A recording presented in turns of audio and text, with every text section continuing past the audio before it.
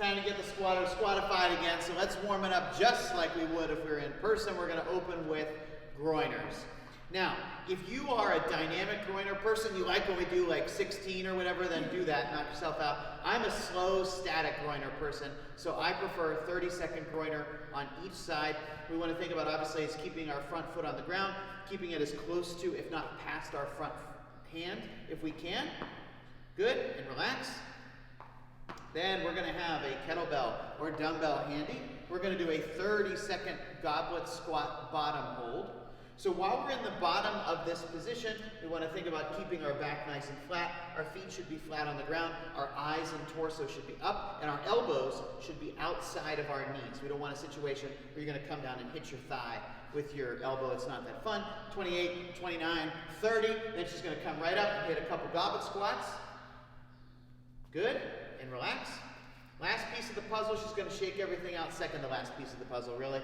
She's going to do some goblet split squat. So she's going to take her kettlebell or her dumbbell back up, find that split squat stance, and she's going to do 90-90 split squat. So straight down and straight up.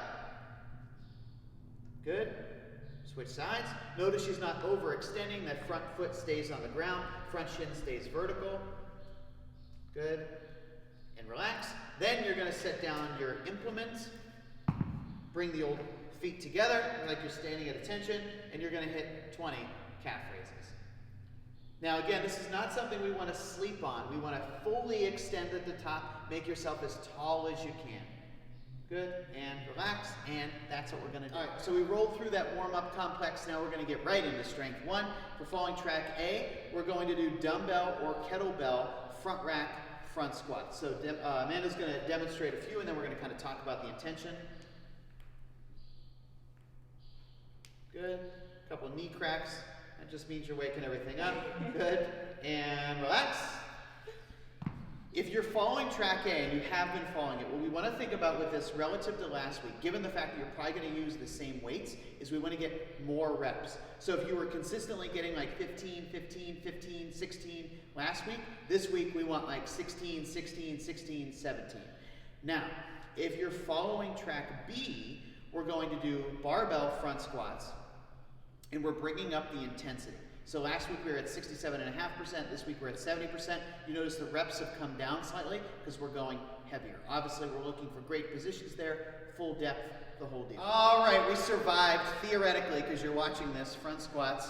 Now we're gonna get into some single leg stuff. So just like last week, but we're gonna add some volume to this. We're gonna do forward lunges. So you're either gonna do dumbbell or kettlebell forward lunges.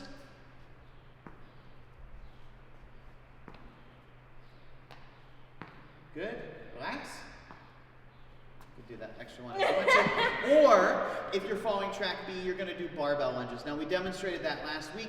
It's your option. I would recommend taking it out of the rack, walking back a little bit, and then alternating feet. Obviously, if you want to go for a walk with your barbell, that is your prerogative too. All right, as has been our squat single leg tradition, we're going to finish the day with a tricep. So first thing we're going to do is single leg calf raises. So if you've gotten really strong with calf raises over the last couple weeks, taking it up a notch, you're going to go down to single leg.